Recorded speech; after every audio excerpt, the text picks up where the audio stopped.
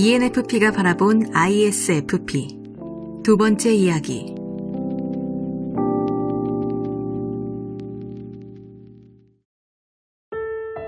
여섯 번째, 당신과는 천천히. IFP를 마음에 두고 있는 당신이라면 꼭 알아둬야 할 게 있다.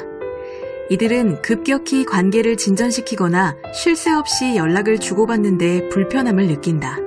물론 사랑이란 건 내 성향과 상관없이 급속도로 다가오는 경우도 있지만 기본적으로 IFP들은 천천히 스며드는 관계를 원하는 것 같다.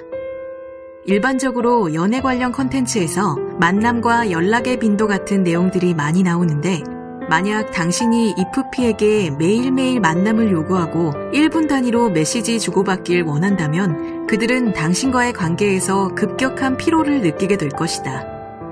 4년째 연애 중인 나의 IFP 친구는 연애 초창기 우리 한 달에 2번 정도 보면 적절하지 않을까?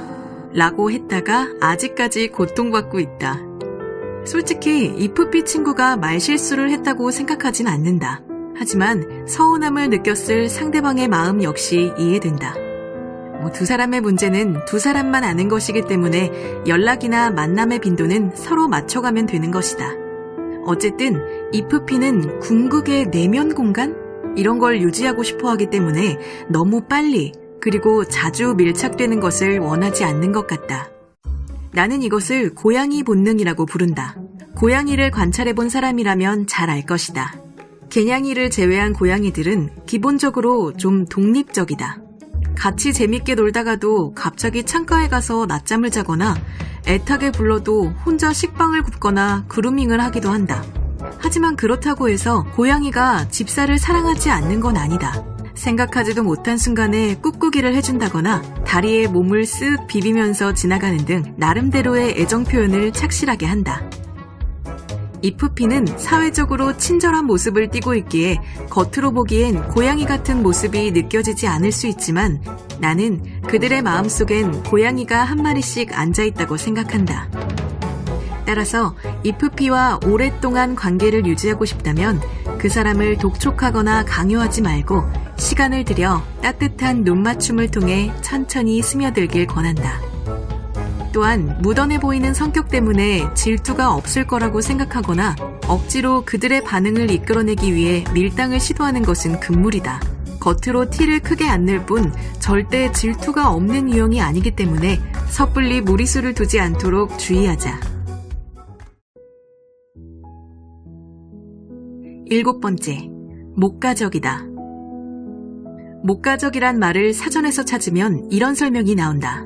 농촌처럼 소박하고 평화로우며 서정적이다.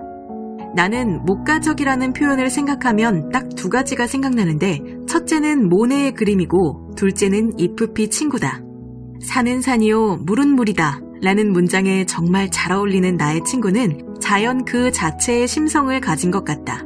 소박하고 한적한 자연의 아름다움에 심취하는 것을 자주 볼 수 있고 옷을 입고 다니는 것도 생활 패턴도 굉장히 편안하고 안정적인 스타일이다. 여행 스타일 또한 복잡하고 시끄러운 것보다는 조용한 풍경을 좋아한다. 그래서 이 친구와 함께 여행을 할 땐 산책할 만한 곳이 있는가? 노을이 아름다운가? 공기가 맑은가? 이런 요소들을 우선적으로 고려하고 있다. 여덟 번째, 게으른 완벽주의자. 예전에 인팀 영상에서 귀차니스트 4대 천왕을 뽑았을 때 IFP가 있었다. 이들은 정말 귀찮음이 심하다. 귀찮다는 말을 정말 많이 한다. 때로는 귀찮다고 말하는 것조차 귀찮다는 듯이 그냥 늘어지기도 한다. 그래서 귀찮음 때문에 일을 미루다가 벼락치기로 처리하는 경우도 많다. 그런데 재밌는 것은 또 대충대충 하는 건 싫어한다. 일단 하면 제대로 해내야 한다. 또한 자신의 귀찮음으로 인해 다른 사람이 피해를 보는 것은 스스로 용납할 수 없는 문제이기 때문에 사생활이 아닌 일적으로만 엮인 관계의 사람들은 IFP들이 피해 지표를 가졌다는 것을 잘 몰라주기도 한다. 아홉 번째, INFP와 IFP는 어떻게 다를까? INFP와 IFP 둘 다 자신의 내면을 탐구하는 내향 감정을 주기능으로 두지만 INFP는 자신의 상상력을 바탕으로 내면 세계를 헤엄치는 데 반해 it프피는 인프피만큼 복잡하고 추상적인 구조의 상상을 덜 하는 편이다. 이들은 보다 실용적이고 일상적이고 현실적인 것들에 대해 생각하며 앞서 말한 목가적, 중용, 이런 것들에 포커스가 맞춰져 있기 때문에 상대적으로 이불킥을 한다거나 걱정으로 전전긍긍하는 일이 적은 편이다. 아주 쉽게 얘기하면 it프피는 인프피에 비해 그러려니가 가능한 유형이다.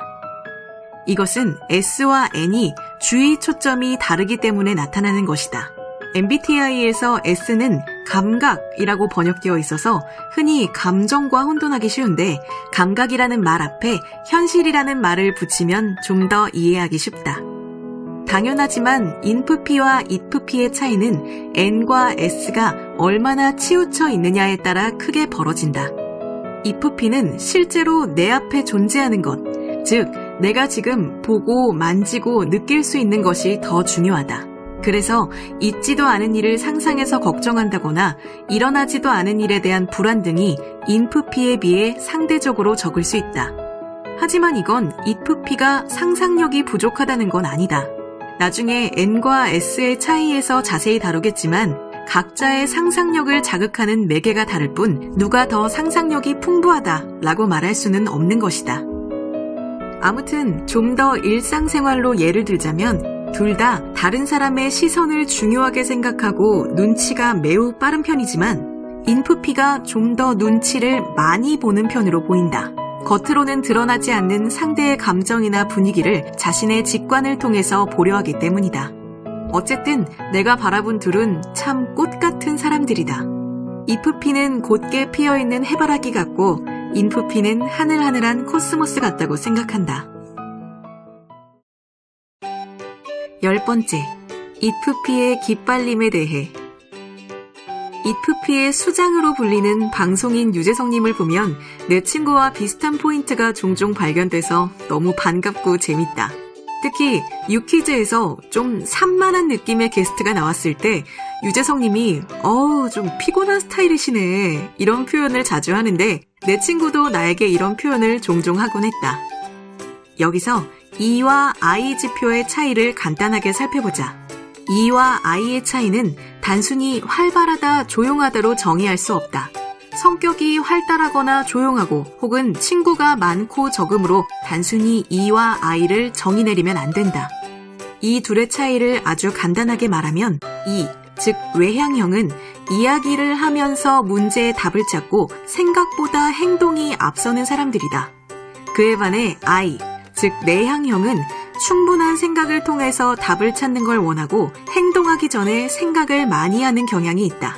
그래서 생각이 미처 정리되기도 전에 표현하고 행동하는 나 같은 사람에게 it프피 친구가 기가 빨린다는 느낌을 받는 것은 굉장히 자연스러운 현상일 수 있다.